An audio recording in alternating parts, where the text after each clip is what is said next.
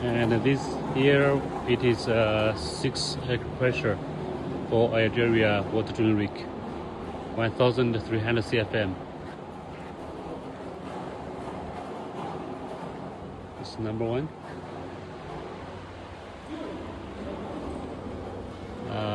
1300 CFM and up to 35 bar, 510 psi Cummins engine. Number one, number two, number three, number four, number five, and number six.